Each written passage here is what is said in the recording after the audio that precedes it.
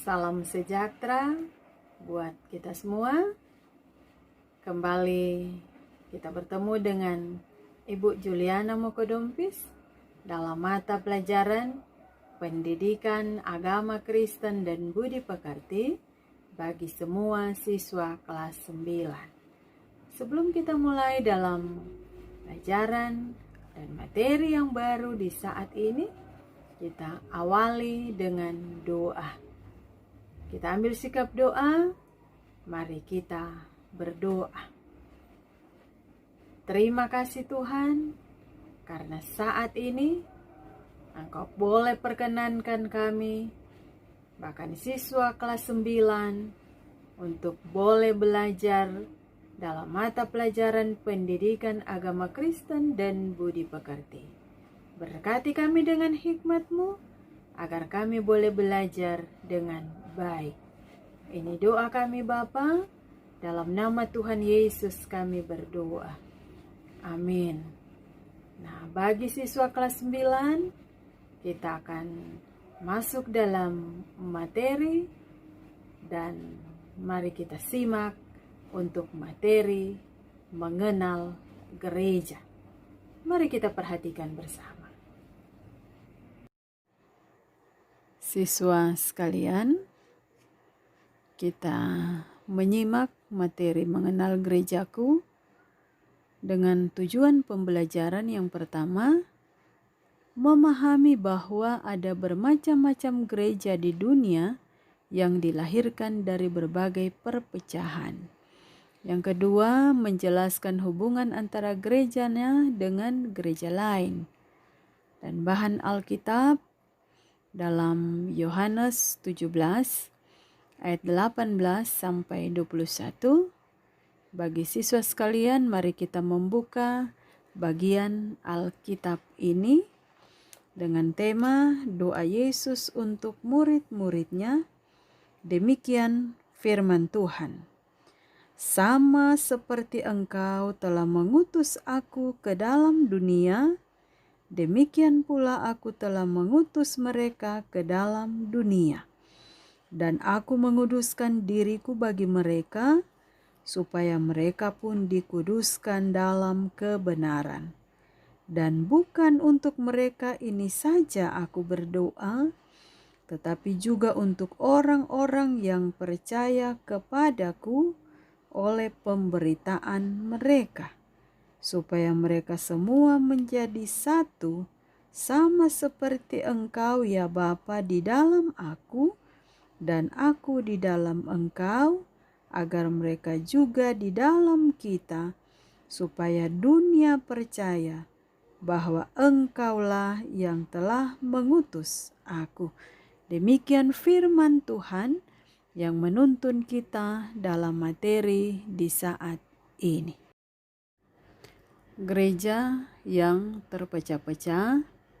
Mari kita melihat perpecahan pertama. Dalam bacaan Yohanes 17 ayat 21, kita menemukan salah satu doa Tuhan Yesus yang sangat penting. Pada perjamuan terakhir bersama murid-muridnya, Tuhan Yesus berdoa agar murid-muridnya dan semua pengikutnya tetap bersatu. Dalam doanya itu, Tuhan Yesus mengatakan, supaya mereka semua menjadi satu, sama seperti Engkau ya Bapa di dalam aku, dan aku di dalam Engkau, agar mereka juga di dalam kita, supaya dunia percaya bahwa Engkaulah yang telah mengutus aku. Nah, sejak awal Tuhan Yesus menyadari bahwa murid-muridnya akan terancam perpecahan. Nah, doanya ini menunjukkan bahwa kesatuan murid-murid dan pengikutnya sangat penting. Dan kesatuan itu mencerminkan kesatuan Yesus dengan Bapanya di sorga, dan dengan kesatuan itu pula para murid memberikan kesaksian mereka kepada dunia.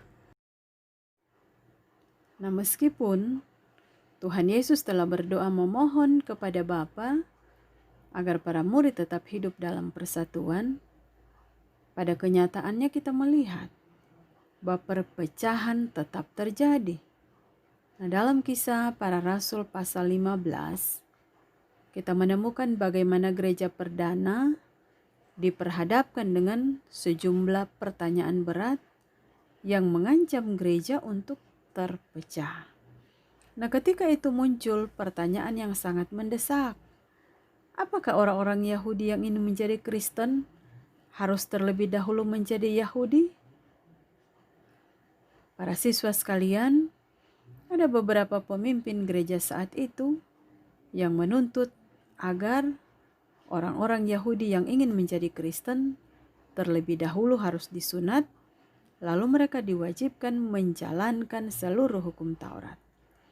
Mereka dipimpin oleh Petrus dan Yakobus, sedangkan kelompok lain yang dipimpin Paulus tidak setuju dan berpendapat untuk menjadi Kristen tidak perlu menjadi Yahudi terlebih dahulu.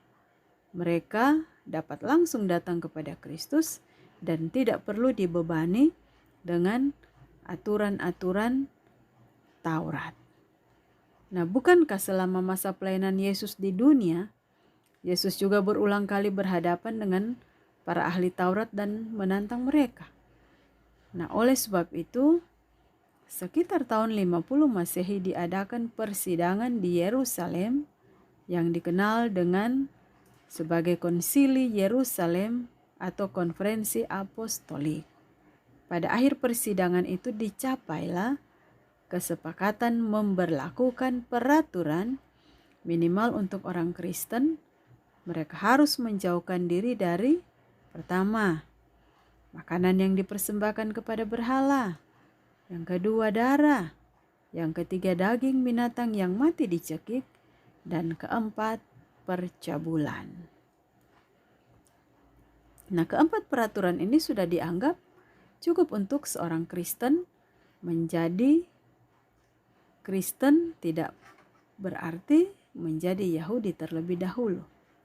Jadi setelah konsili di Yerusalem ini terjadi pula kesepakatan di antara para rasul, yaitu bahwa Paulus akan pergi memberitakan Injil di kalangan orang-orang bukan Yahudi, sementara Petrus dan Yakobus akan tetap melayani di antara orang-orang Yahudi.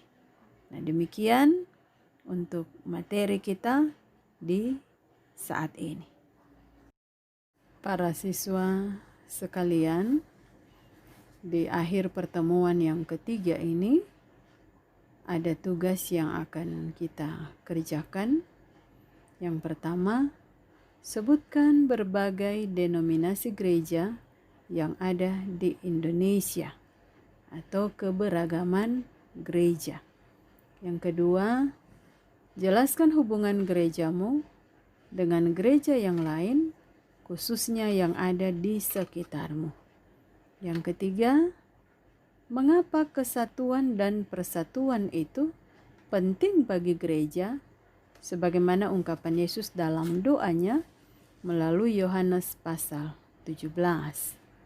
Nah, adik-adik sekalian, untuk tugas ini mohon dikirim di nomor WA 0812 4320 1365. Semoga kita semua dimampukan untuk mengerjakan tugas ini. Sekian dan terima kasih. Semoga kita bisa memahami materi mengenal gereja. Mari kita tetap semangat belajar di rumah dan semoga kita selalu diberkati. Mengakhiri materi kita di saat ini, mari kita berdoa. Tuhan Yesus yang Maha Baik, kami bersyukur sebagai siswa kelas 9 karena kami boleh belajar di saat ini dalam mata pelajaran pendidikan agama Kristen dan budi pekerti. Berkati kami semua agar kami mampu memahami materi di saat ini.